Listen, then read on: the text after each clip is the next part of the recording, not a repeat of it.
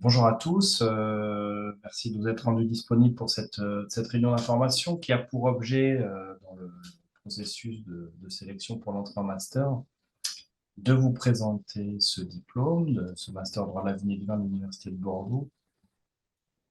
Ce que je vais faire, c'est que je vais en faire une présentation exhaustive, mais synthétique, et comme ça laissera du temps pour vos questions. De sorte qu'ensuite, quand je mettrai la vidéo en ligne, les étudiants puissent sans doute se retrouver dans les questions que vous allez poser, notamment sur le processus de sélection lui-même. Donc, ce diplôme, qu'est-ce qu'il faut savoir si ça vous intéresse d'y rentrer? C'est peut-être son historique pour le situer ensuite dans le paysage des diplômes, dans les masters en droit et peut-être dans les masters en droit de la vigne et du vin et autour du droit des spiritueux. Donc ce master, il est né il y a 40 ans. Aujourd'hui, il était à l'origine un DESS, droit, économie et gestion de la filière vitivinicole. Donc il était pluridisciplinaire.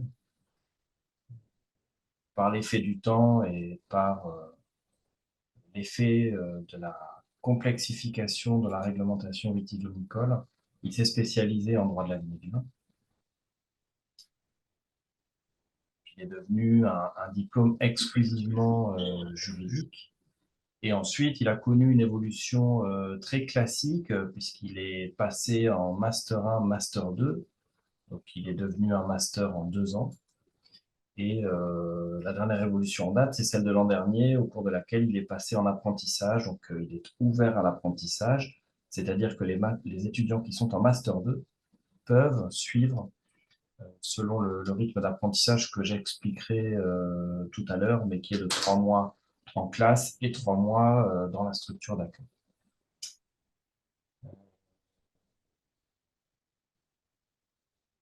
Quelle est la vocation de ce diplôme? Alors, c'est d'offrir une formation, bien sûr, très complète en droit de la vigne et du vin pour devenir un étudiant très spécialisé en droit de la vigne et du vin et en s'appuyant sur un rythme M1, M2 qu'il place au sein de la mention droit des affaires tout en l'orientant vers un parcours droit de la vigne et du vin. Donc, je vais vous expliquer comment ça s'articule sur le M1, M2.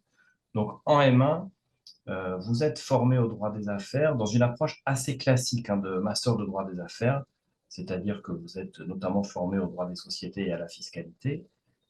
Et puis, on commence dès le M1 un début de spécialisation avec des cours que j'assure en droit rural et en droit de la vigne et du vin, semestre 1 droit rural, semestre 2 droit de la vigne et du vin, et également un cours de droit de la propriété industrielle et commerciale dans lequel vous êtes formé au droit des marques. L'idée, c'est d'avoir une formation assez classique en droit des affaires dès le Master 1, enfin, au cours du Master 1, mais d'être déjà un peu spécialisé sur les matières qui seront ensuite mobilisées pour traiter de questions de droit de la vie et du vin. Principalement, je le répète, le droit rural, le contenu classique du cours de droit de la vie et du vin que je dispense au semestre 2 de Master 1, qui est une introduction en fait à la matière, ainsi que le droit des marques. Et en Master 2, alors là, on engage une spécialisation beaucoup plus complète qui vise, je dirais, à être exhaustive sur ce qu'on peut demander aujourd'hui à un jeune juriste au sein de la filière vitivinicole ou qui travaille avec des professionnels de la filière vitivinicole. Mais ce que je vais détailler dans un deuxième temps, si vous me le permettez, ce que je voudrais, c'est vous expliquer comment je sélectionne et ensuite vous faire le parcours d'un étudiant Master 1, Master 2, une fois qu'il est entré dans ce master, en espérant que ça vous convienne. N'hésitez pas à alimenter le chat si vous avez des questions particulières. Je les suivrai en même temps.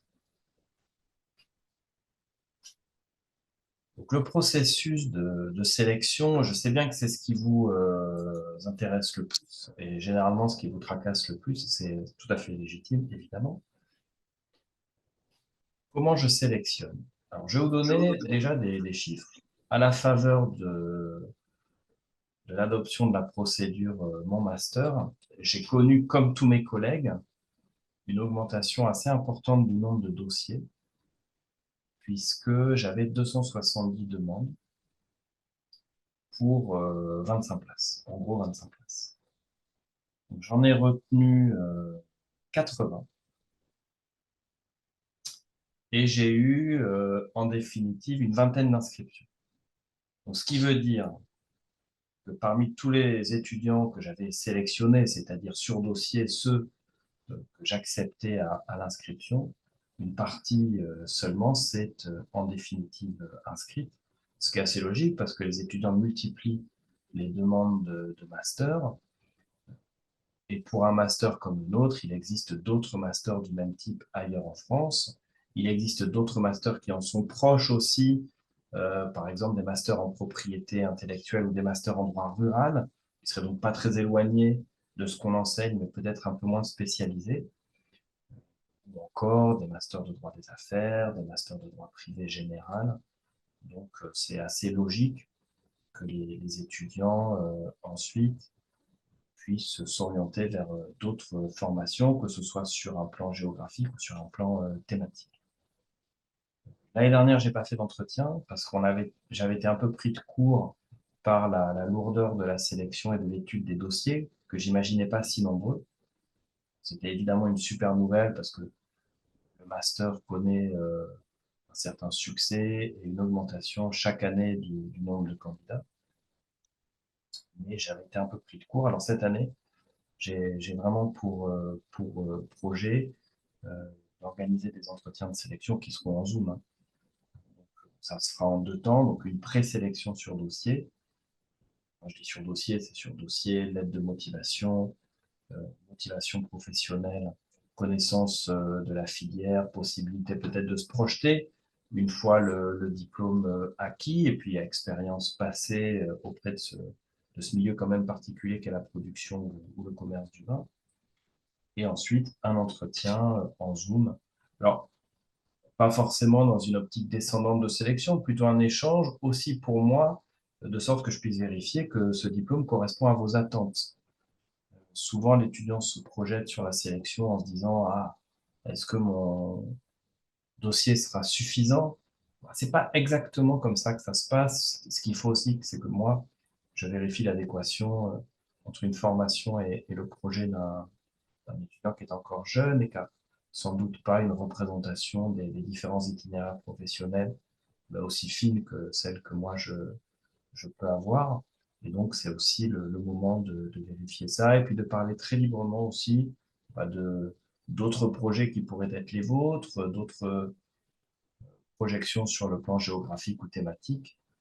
Je pense que c'est important, si je vous accueille, qu'on soit tous les deux sûrs que ce projet et que ce master est bien celui qu'il vous faut. D'autres étudiants. Et je recommence, enfin, je reprends la présentation. Donc, quels sont les critères de sélection? Alors, évidemment, le dossier compte. Euh,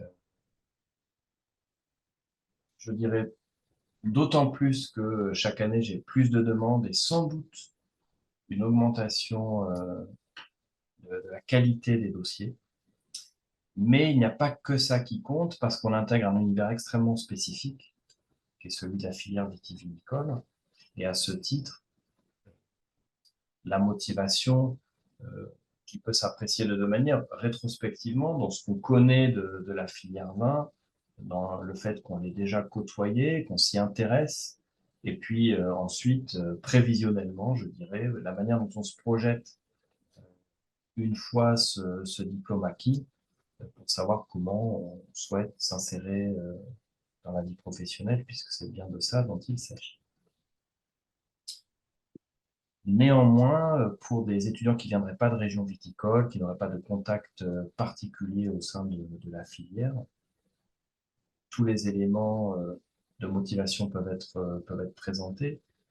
Puis, sans pécher par excès de démagogie, si vous avez dû travailler pour financer vos études, ce qui est une situation fréquente, une expérience professionnelle, quelle qu'elle soit, explique aussi qui n'ait pas d'expérience particulière dans la filière.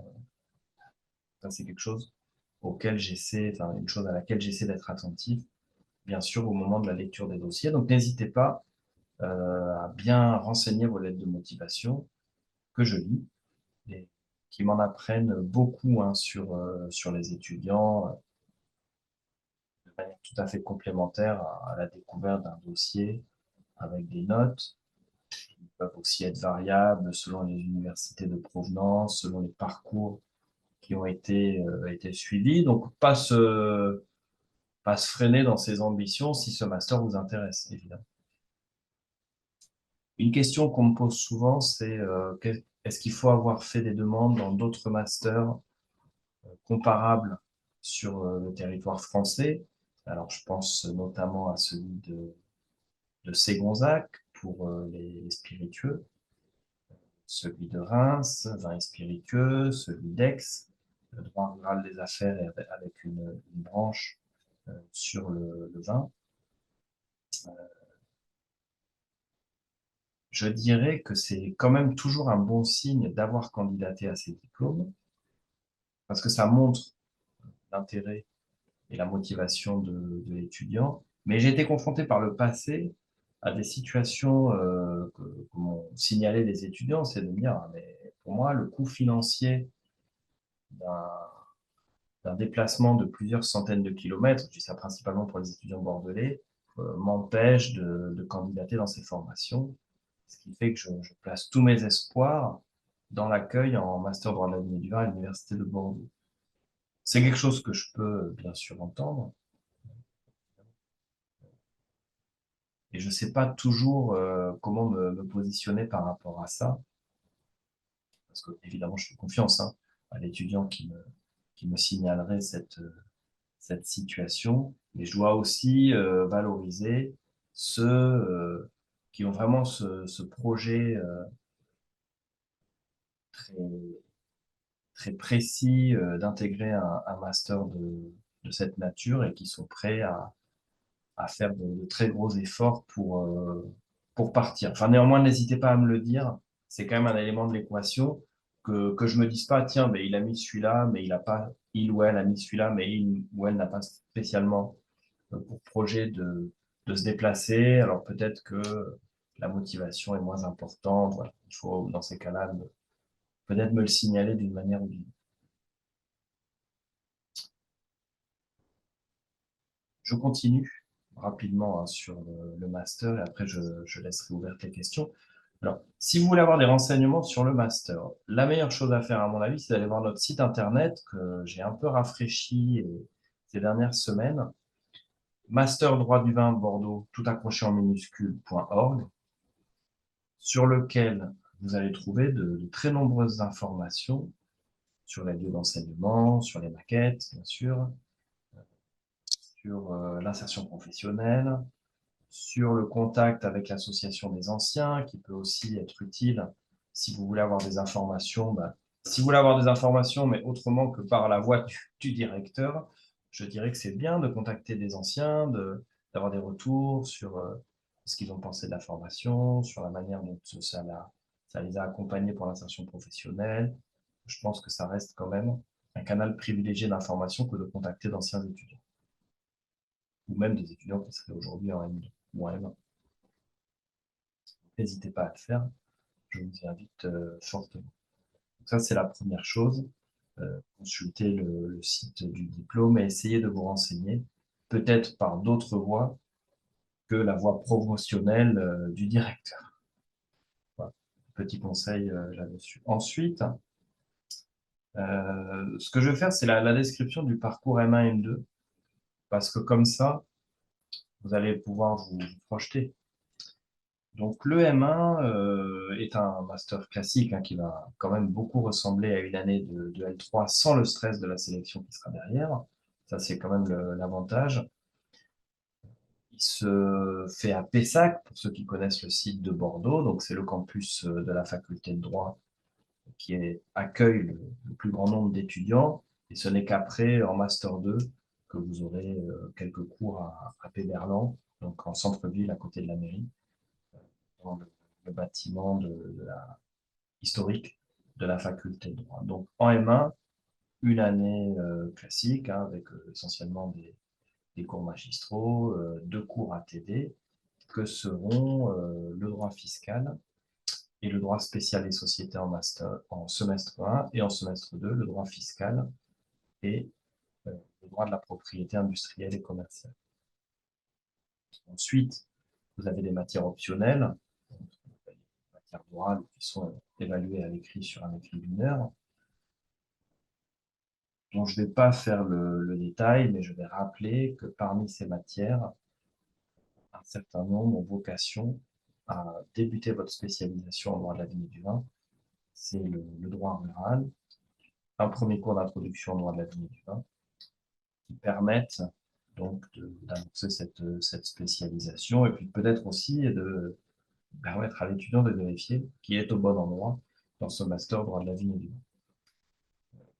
L'année est assez difficile, elle est assez chargée, assez exigeante sur le plan de l'investissement personnel de l'étudiant et de son travail. Donc, il faut aussi être conscient de ça, hein. Vous êtes dans la mention droit des affaires, qui est une mention qui a acquis une très solide réputation, hein, pour celle qui est de la mention droit des affaires de l'Université de Bordeaux, et beaucoup de très bons diplômes, et donc une formation ouais, exigeante, tournée vers l'excellence, qualitative, qui après vous donne, selon moi, des bases extrêmement solides en vue de l'apprentissage tout au long du MBA. Donc, si c'est validé, que tout s'est bien passé, que vous avez été assidu, travailleur et investi, vous arrivez en M2, dans un parcours de M2 qui a vraiment changé depuis qu'il est passé en apprentissage. Je vous explique. Donc, le M2 commence dès les premiers jours de septembre avec 2 parcours selon que vous avez un contrat d'apprentissage ou pas, étant entendu que cette année, pour l'ouverture à l'apprentissage, j'ai 10 étudiants qui ont conclu un contrat d'apprentissage, et pour les autres, soit ils n'ont pas trouvé, soit ils n'ont pas voulu. Et quand ils n'ont pas voulu, c'est souvent qu'ils privilégiaient des stages en vue de dégager la période estivale pour la préparation du barreau à la fin du M2. Je parlerai peut-être un peu plus tard de l'insertion pro si vous avez des questions dessus. Et tous les ans, j'ai 4-5 étudiants issus du M2 qui préparent l'entrée au CRFPA, donc l'examen du barreau, qui se déroule à partir de septembre.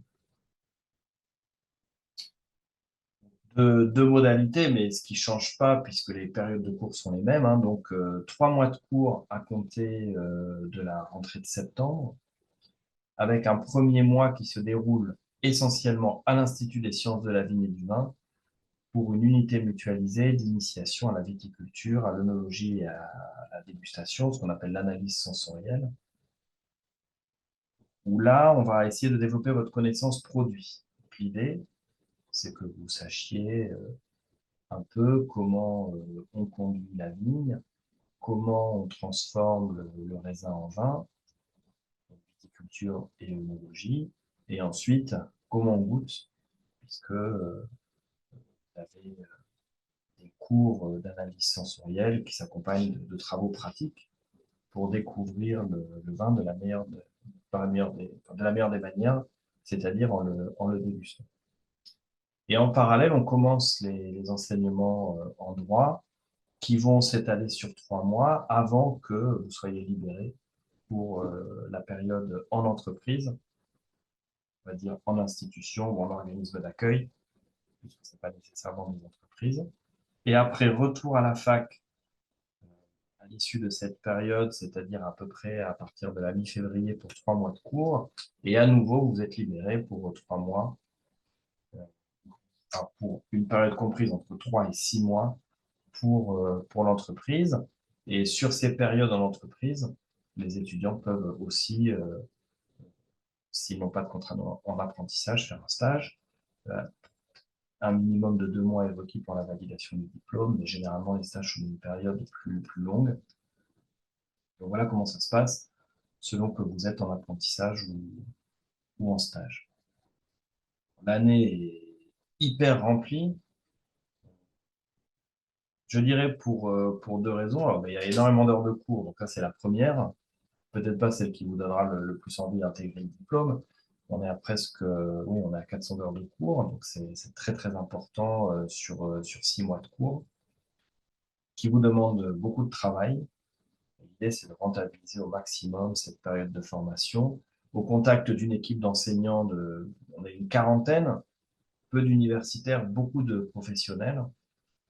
Donc, pas mal de projets, bien sûr, menés aussi en parallèle. Et une vie de promo, ça c'est la deuxième raison qui explique l'intensité de ces périodes. Une vie de promo qui est super importante, qu'on encourage bien évidemment, avec des visites, des voyages, des projets étudiants. Alors là, j'ai pris la bouteille du vin de cette année pour la 40e année du master. Donc, les étudiants achètent un lot de vin et vont eux-mêmes l'étiqueter, le distribuer. Ça, vous pouvez aller voir aussi sur le compte Instagram de l'association Intermillésime. C'est là que les étudiants publient l'essentiel des photos ou des restitutions de leur vie de promo. Je ne suis pas responsable de l'animation de cette page. Ce sont les étudiants qui s'en occupent.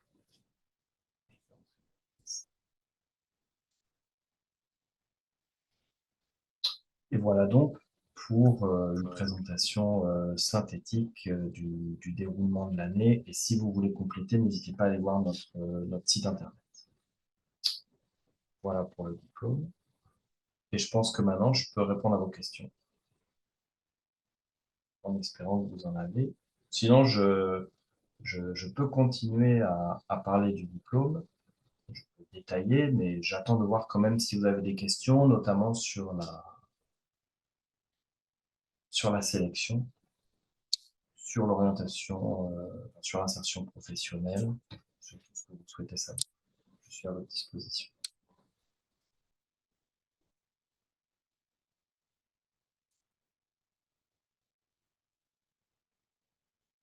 Donc, Marie me demande si, bonjour Marie, Marie me demande si une lettre de recommandation est pertinente. En fait, ça dépend un peu de qui. Une lettre de recommandation, oui, enfin, si vous pouvez en avoir une, c'est bien. Honnêtement, n'allez pas embêter vos chargés de TD pour en avoir une. Ça, pour moi, c'est pas spécialement pertinent. En revanche, si vous avez fait un stage dans une infrastructure de la filière vitivinicole, ça peut être intéressant d'avoir une attestation euh, qui pourrait, si vous ne l'avez pas fait vous-même, peut-être préciser les missions qui vous ont été confiées, ou la durée du stage, ou les conditions de réalisation de celui-ci. Pourquoi pas? Pourquoi pas? Après, c'est pas la peine d'aller embêter vos profs ou vos chargés de TD. Pour avoir des lettres de recommandation, en principe, le dossier académique, celui de la faculté, devrait suffire. Je réponds ensuite à Aude. Quels sont les débouchés possibles après le master? Alors, si vous voulez, le master, euh, il offre des, des suites qui se répètent un peu année après année. Alors, je vais essayer de vous expliquer ça de manière un peu contingentée en prenant une promotion d'une vingtaine d'étudiants. Donc, sur les 20 étudiants, j'en ai toujours 2, 3, je dirais, qui vont compléter avec une formation en commerce. Donc, pour eux, si vous voulez, le master, c'est à la fois l'aboutissement de leur cycle d'études juridiques, aller au bout de leur formation d'étudiants en droit, et c'est aussi le début ou une passerelle vers une nouvelle formation qui est en général une formation commerciale. Il y a énormément de masters commerce, marketing des vins qui sont ouverts aux étudiants. Et généralement, alors c'est beaucoup à Kedge, hein, à Bordeaux, donc un super parcours, beaucoup aussi à l'INSEC, pareil, à Bordeaux. Et puis, peut-être pas tous les ans, mais quand même assez fréquemment, j'ai pas eu pas mal sur les 7 années où j'ai dirigé ce master d'inscription dans des écoles de commerce à Paris, ESSEC, notamment HEC. Ce qu'il faut bien savoir, c'est que ce master est hyper bien reçu par les écoles de commerce. Et en gros, les écoles de commerce, je pense, hein, savent apprécier ce qui est différenciant comme parcours. Et c'est vrai qu'arriver avec un master en droit de la vigne et du vin, je pense qu'il est difficile d'imaginer que la France entière connaît l'existence de ces diplômes. Il peut y avoir un effet de surprise, de différenciation, et ça peut susciter l'intérêt des interlocuteurs. Et très, très honnêtement, j'ai pas le souvenir d'un seul étudiant qui n'est pas rentré dans l'école de commerce qu'il souhaitait faire après ce parcours.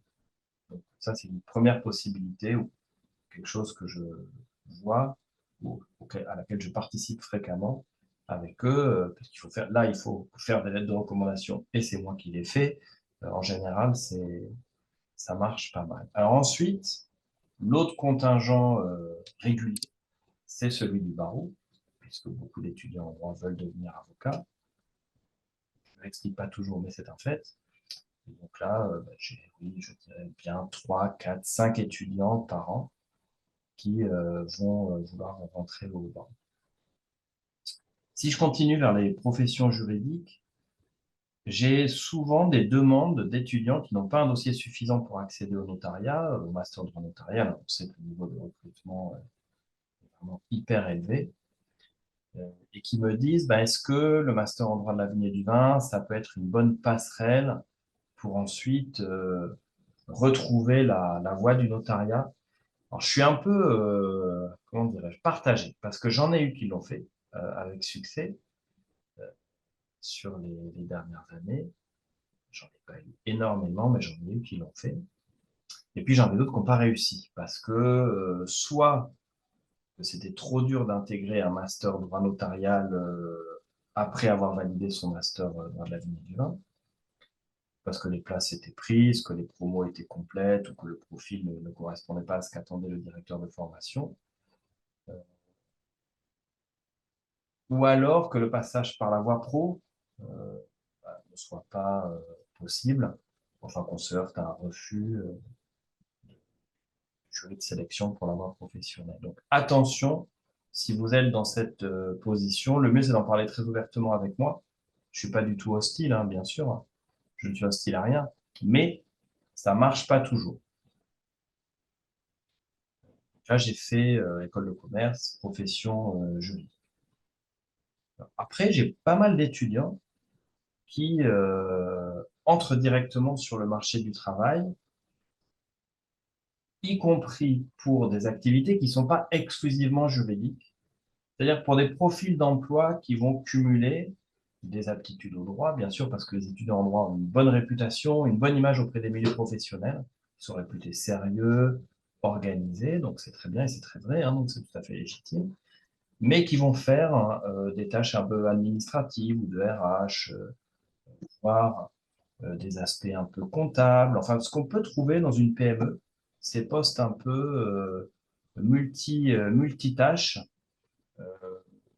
sur lesquels l'étudiant formé au droit va développer des aptitudes pour répondre aux besoins des entreprises. Donc ça, je dis ça pour faire le lien aussi avec le commerce, parce que j'en ai qui font maintenant des métiers où il y a beaucoup de communication, par exemple, voire du commerce, et qui ont une formation en droit et simplement une formation en droit. C'est-à-dire qu'ils n'ont pas fait un cursus complémentaire en école de commerce.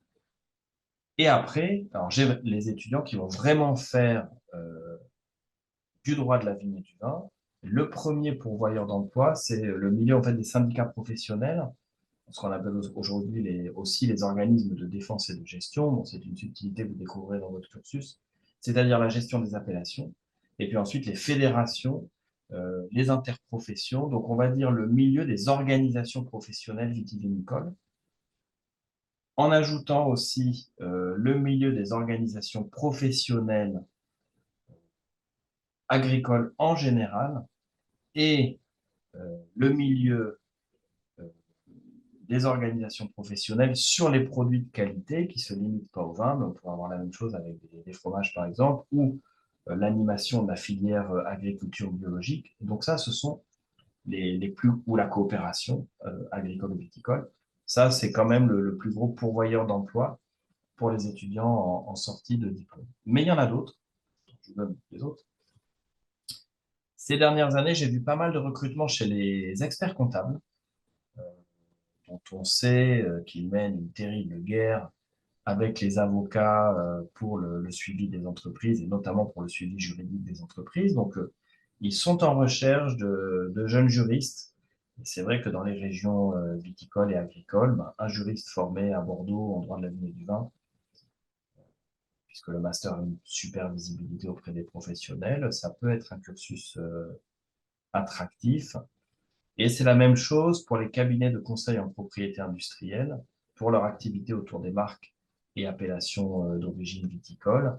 Là aussi, il y a pas mal de recrutements étudiants du master chez ces professionnels. Il y a sans doute moins de travail directement chez les entreprises productrices, donc chez les viticulteurs et chez les entreprises de négoce. Alors pour les viticulteurs, c'est parce que ce sont de toutes petites entreprises. Donc il faut quand même atteindre un certain niveau de, de volume, enfin un certain volume de production et un certain nombre de salariés pour avoir un juriste, hein, sinon les tâches sont externalisées auprès d'un cabinet, avocat principalement, ou un conseiller en propriété industrielle ou un expert comptable, enfin, chez ces professionnels. Néanmoins, il y a quand même quelques entreprises, alors, notamment à Bordeaux, qui ont ce type de service, et j'ai eu des recrutements bien sûr sur les dernières années, mais c'est sans doute pas la plus grosse partie. Et puis après, il y a toutes les grandes maisons, mais c'est souvent hors de Bordeaux. Donc là, je passe peut-être plus à la partie négoce. Alors, je pense aux grandes maisons de champagne, dans lesquelles il y a quand même pas mal d'étudiants bordelais ou issus du master. Euh, Pareil à Cognac. Euh, et pour les maisons de négoce bordelaises, il y a quelques postes de juristes, mais c'est sans doute, enfin, c'est certainement pas le plus gros pourvoyeur. Non. Je pense que j'ai à peu près fait le tour.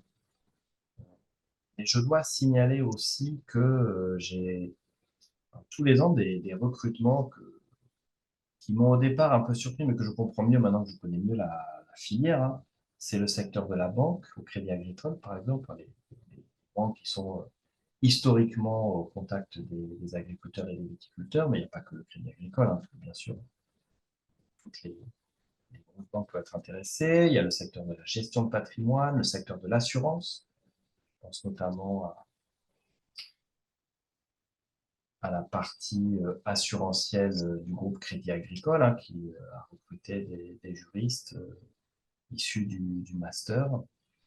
Et puis, bah, des recrutements parfois plus inattendus dans des organismes de formation, dans des organismes de valorisation de programmes scientifiques autour de l'agriculture ou de l'alimentation. Voilà ce que je peux vous dire en espérant forcément oublier des choses. Mais je vous invite pour ça à consulter. J'avais fait une étude après 4 ans de direction. Donc j'avais, avec l'aide de l'Université de Bordeaux, produit un diagramme que j'ai mis sur le site masterdroitduvin.bordeaux.org et que vous pourrez regarder. Puis alors le mieux finalement, c'est de me solliciter ainsi que le master droit de la vigne et du vin, enfin la page du master droit de la vigne et du vin comme contact LinkedIn, ce qui vous permettra, je pense, en regardant un peu tous les contacts, d'apprécier les profils des anciens étudiants. Enfin, je continue sur les questions. Donc ça, c'était Aude. Et je réponds à Noémie. N'ayant pas eu d'expérience dans le vin, cela pourrait-il me porter préjudice pour la sélection? Non, non, bien sûr que non. Bien sûr que non. Alors moi, j'aime bien prendre mes exemples passés d'étudiants qui viennent soit qui viennent de régions dans lesquelles il n'y a pas de production de vin, hein, on va dire. Je vais faire un colloque sur les vins bretons, donc je ne vais pas parler de la Bretagne, mais historiquement, une ligne qui part du nord de Nantes jusqu'aux Ardennes, tout ce qui est au-dessus, il n'y a pas spécialement de production de vin, donc j'ai beaucoup d'étudiants qui viennent de régions qui ne, qui ne connaissent pas la production de vin ou qui n'ont pas spécialement d'expérience dans la filière, mais qui s'y intéressent et qui ont envie d'y travailler. Donc, évidemment, ce n'est pas un handicap de ne pas avoir été au contact de la filière, si la motivation est présente et si la réflexion est bien engagée sur l'intégration dans le master. Voilà, Noémie, j'espère que ça répond à votre question tout en vous rassurant. Et oui, et même si vous... Alors, la deuxième chose, c'est que même si vous venez de régions de production, même si vous êtes bordelaise, euh, il n'est pas nécessaire d'avoir eu une expérience dans la filière sous la forme d'un stage ou d'un emploi, si vous démontrez par ailleurs une connaissance ou un intérêt pour le milieu.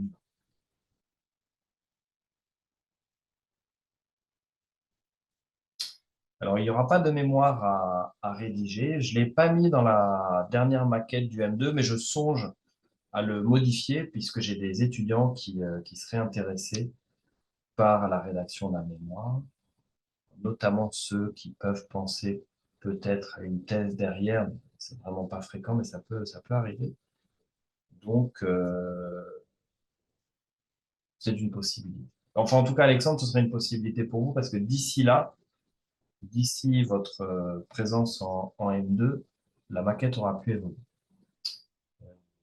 Dimitrios. Alors, Dimitrios, est-ce que vous êtes l'étudiant que j'ai eu l'an dernier?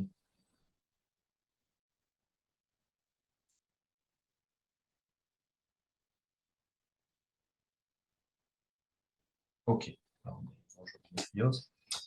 Est-ce que c'est possible de faire un stage après la fin de M2 comme étudiant international? Alors, j'en sais rien, j'ai jamais été confronté à cette situation. Alors, attendez, je vais reprendre le fil du chat. Euh, c'est un statut particulier, étudiant international. Alors, si la question c'est est-ce qu'on peut faire un stage à l'international, bien sûr, hein, aucun problème pour ça. Euh, mais s'il existe un statut d'étudiant international, je ne le connais pas. J'en suis désolé et je me renseignerai. Mais si la question c'est est-ce qu'on peut faire un stage à l'international, bien sûr, bien sûr. Tous les ans, j'ai des stages à l'international. J'ai même assez régulièrement des étudiants internationaux, enfin, qui ne sont pas de nationalité française, avec un contingent le mieux représenté. De manière assez étonnante, ce sont les étudiants japonais, puisque j'en ai déjà eu deux sur les 7 dernières années.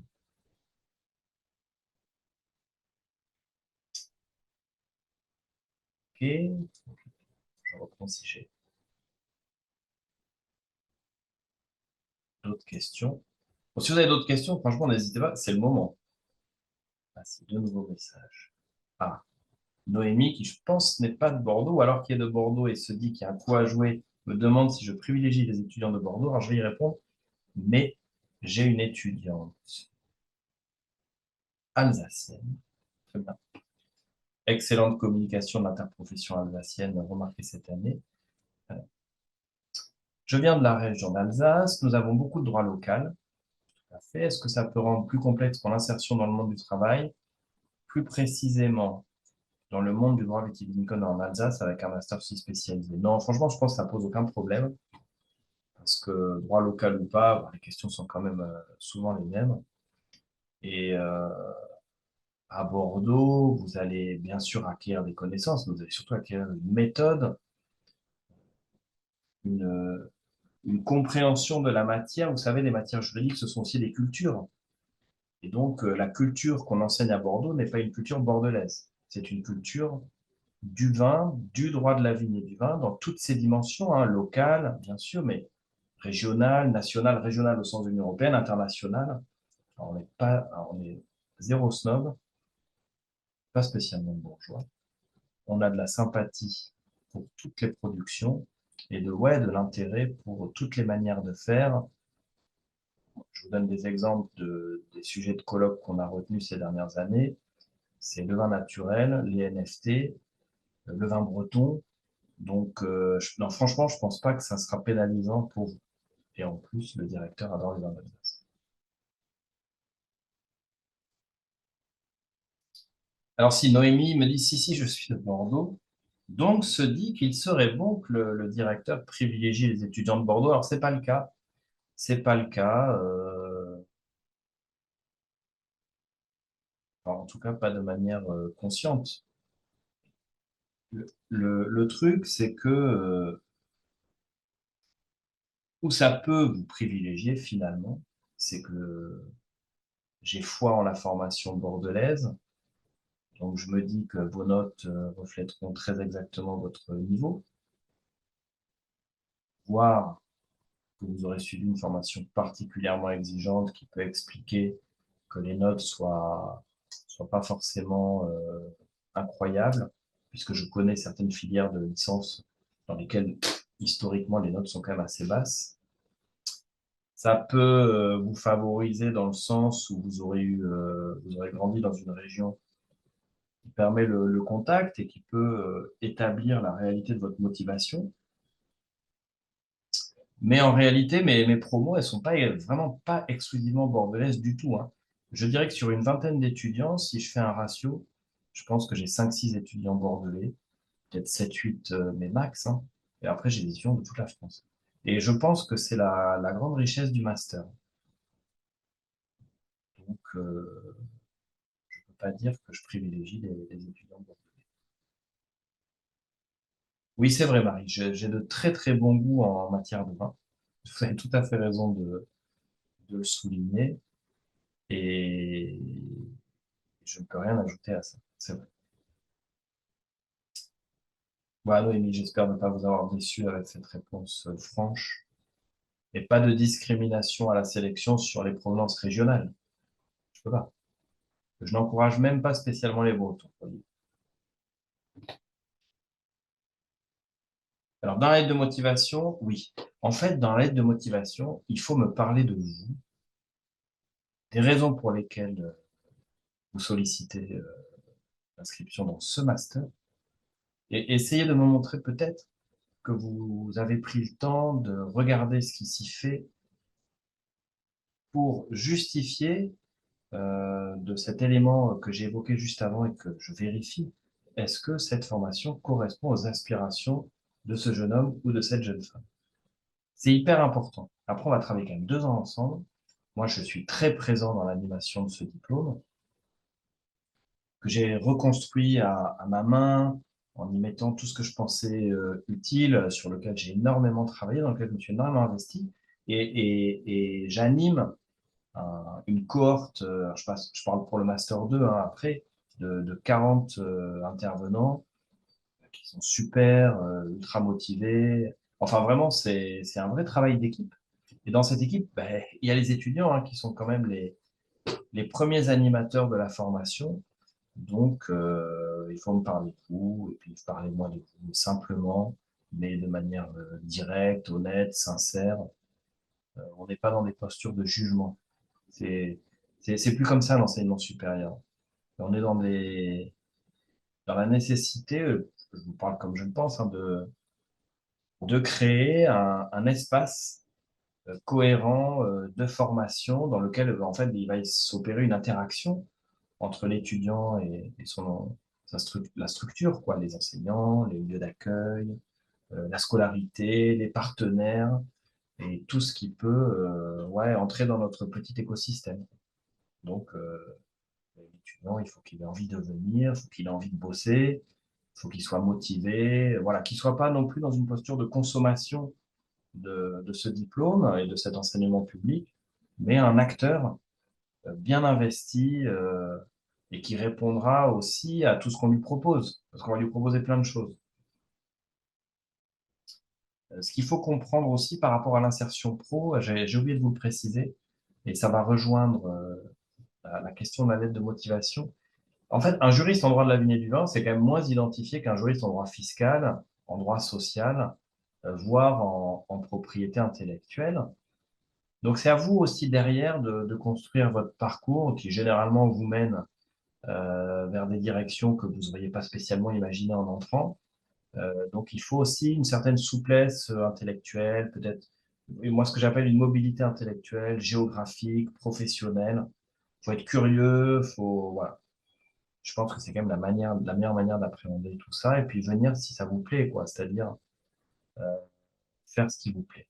Et aujourd'hui, les étudiants, beaucoup d'entre eux font ce qui leur plaît, pardon, et sont pas dans des stratégies je sais pas, pour privilégier tel ou tel parcours dont ils pensent que c'est, je sais pas, mieux perçu ou que ça sera mieux valorisé.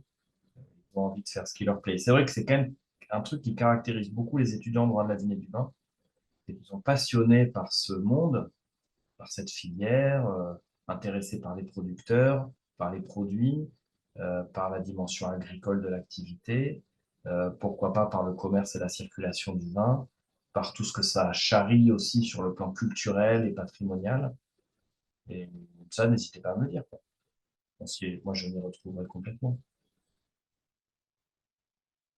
Voilà, Marie, en espérant avoir répondu. Je lis les lettres de motivation. Je les lis. C'est essentiel pour moi pour connaître l'étudiant. Moi, j'ai la chance de ne pas être dans une sélection algorithmique. J'aurais 2000 dossiers, bon, ben, je ferai comme les collègues, hein, mais c'est pas le cas. Je peux regarder les dossiers, je peux lire, ça se fait. Ça me prend du temps, mais ça se fait.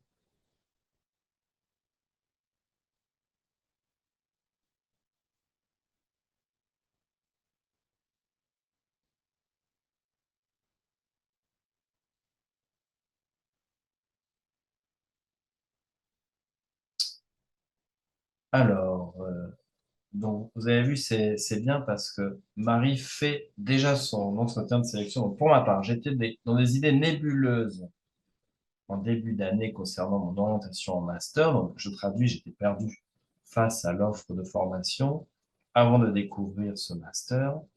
Et j'avais décidé de prendre un spectre très large de matières, toutes ne concordant pas avec la formation. Alors, ça porte pas préjudice, enfin, je crois pas, parce que bon, c'est un master de droit des affaires et une petite remise à niveau en droit des sociétés et en droit commercial général, qui sont quand même les deux matières les plus importantes de L3, droit de l'entreprise. Ça me paraît pas du tout insurmontable. Donc, je pense que vous arriveriez à vous mettre à niveau. Et après, bon, ben, le droit, oui, il peut exister évidemment une continuité d'une année sur l'autre entre certaines matières. Moi, je considère qu'on peut se former un peu à tout euh, dès lors qu'on a envie de le faire. Donc, pour moi, ça ne porte pas spécialement préjudice. Est-ce que vous pouvez m'indiquer, Marie, peut-être pour illustrer davantage votre cas et que je puisse répondre peut-être plus précisément, quelle est la L3 que vous avez suivie, si elle a un intitulé? Droit européen. Très bien. Droit européen, c'est très bien parce que le marché du vin est dominé par la construction, la construction du marché commun et donc par le droit de l'Union européenne. Et à ce titre, c'est très bien. Ça peut être une forme de spécialisation au sein de la spécialisation que d'avoir une bonne maîtrise des questions européennes. Je parle là du droit de l'Union, davantage que la Convention européenne des droits de l'homme là-dessus. Donc, pas de problème. Mais Marie, c'est vous qui êtes alsacienne. Oui, donc c'est logique. Pas de problème avec ça. Non, non, surtout pas. Je prends des publicistes s'ils sont intéressés. Le truc, c'est que pour un publiciste, bon, bah, il faut faire le passage à niveau quoi, de la L3 au Master 1. Mais nous, on a privilégié le droit des affaires. Je peux vous expliquer d'ailleurs hein, pourquoi j'ai privilégié le droit des affaires. Ça, il y a une raison profonde. La raison personnelle, c'est que moi, je viens du droit des affaires, mais c'est pas pour ça que je l'ai spécialisé que je l'ai intégré dans la mention droit des affaires. Je l'ai intégré dans la mention droit des affaires parce que le droit de la vigne et du vin, il s'appuie aussi sur le droit applicable à l'entreprise productrice. Et là, il faut connaître euh, les statuts juridiques de l'exploitant viticole ou agricole, les sociétés du secteur agricole, la fiscalité agricole, la comptabilité, le droit social. C'est absolument fondamental de connaître tout ça.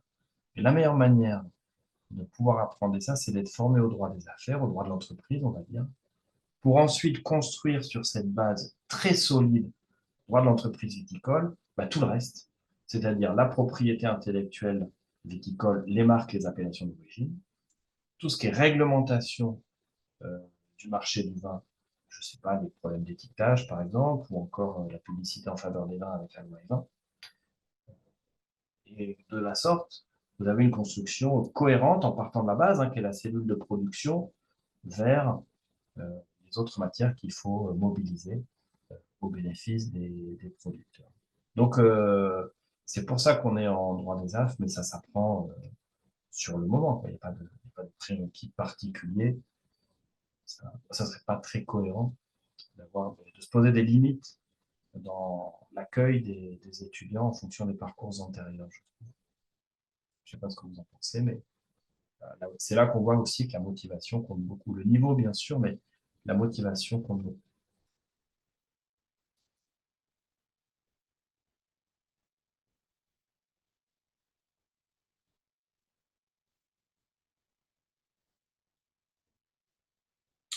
Avez-vous d'autres questions? Je regarde. Alors, question classique aussi. Est-ce que la motivation peut contrebalancer un dossier moyen? Sans doute. Sans doute. Je dirais qu'il ne faut pas que les signaux d'alarme sur le dossier soient trop nombreux non plus, parce qu'après, je vais dire, bon, ben, le pauvre ou la pauvre, il va jamais valider son Master 1, et je l'aurais mis dans une situation ingérable. Parce que l'année quand même de M1 est costaud. Donc, il y a un niveau de recrutement qui, oui, a plutôt tendance à s'élever et qui est aussi une garantie de la réussite ultérieure de l'étudiant. Donc, je reste prudent par rapport à ça. Tout dépend de l'intensité du moyen qui est utilisé dans le message de chat. Et tout dépend aussi, ben, en contrepoint, de la force de la motivation. Mais ça, je juge sur pièce au moment de l'étude du dossier, puis après, on en discute le cas échéant au moment de l'entretien. Je peux compter aussi sur les révélations tardives. Il y a un phénomène que j'ai quand même déjà, enfin, souvent observé, c'est que le master en droit de la vigne et du vin, parce qu'il est centré sur une matière qui se définit par son objet,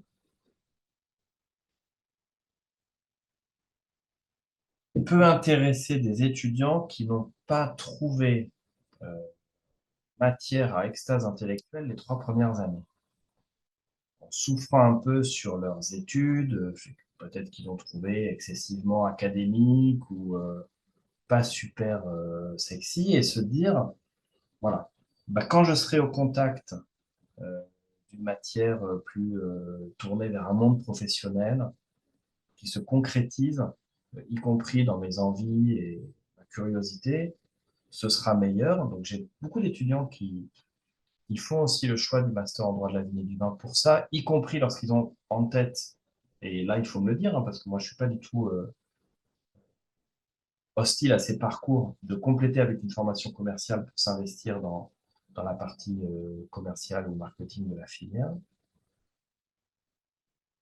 Mais il ne faut pas que ce soit une passerelle pour finir ses études sans trop s'investir. C'est-à-dire que moi, je demande du travail. Il y a le niveau, tout le monde n'est pas capable d'avoir des résultats exceptionnels. Il faut en tenir compte, c'est une réalité, je dirais, sociologique de la population étudiante dans toute sa diversité. On ne peut pas demander à tout le monde d'avoir un 15 de moyenne, ça n'a pas de sens. Et dans le travail derrière, on vous demandera peut-être pas d'être surqualifié en droit et d'être le meilleur au cas pratique ou au commentaire d'arrêt, mais plutôt d'être capable de travailler en équipe, d'être créatif, d'avoir des idées, de bien manier les outils Internet, d'avoir des facilités dans la relation avec les clients. Ça sera aussi hyper valorisé. C'est pas forcément les meilleures notes qui font les meilleures carrières, hein. C'est aussi une réalité, y compris au barreau.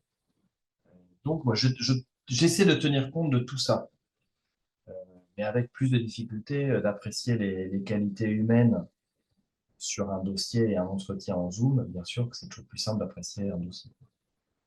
J'essaie d'être j'essaie d'être équilibré dans mes jugements et de tenir compte de toutes les facettes de la personnalité de l'étudiant, bien sûr, bien sûr. Euh, voilà. Mais c'est pas toujours simple j'essaye. J'essaye d'être juste et d'être pertinent dans mes choix de sélection, au regard du diplôme et au regard des étudiants, en mesurant ce que c'est que d'être étudiant et d'aspirer à l'entrée dans une formation. Moi, j'ai été étudiant, ça date un peu, mais je, J'en vois tous les jours des étudiants, hein. C'est vraiment c'est mon quotidien de fréquenter des étudiants. Donc, je vois bien comment ils réfléchissent. Voilà.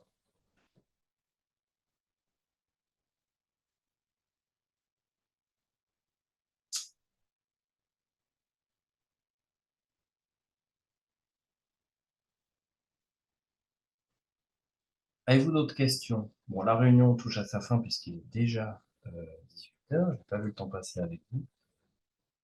J'espère que ce sera le cas pour certains d'entre vous quand vous aurez pour l'an prochain. Ce sera vérifié. Bon, je vous souhaite à tous une excellente soirée. N'hésitez pas, quoi qu'il en soit, à présenter votre dossier si ce master vous intéresse. Renseignez-vous bien sur l'offre de formation avec les autres masters qui proposent des formations équivalentes, même si je comprends votre envie de venir à Bordeaux. Si j'étais vous, je ferais le même choix. J'aurais beaucoup de plaisir à échanger avec vous au moment des entretiens. Il n'est pas utile de me mettre des mails par ailleurs préalablement à votre inscription sur la plateforme. J'espère vous dire à bientôt. Et n'hésitez pas à regarder le site. Alors, par ailleurs, il y a une ancienne vidéo sur le site de l'Université de Bordeaux que j'avais enregistrée pendant le confinement, que vous pouvez aussi regarder. J'y apporte peut-être des informations complémentaires. Très bonne soirée à tous.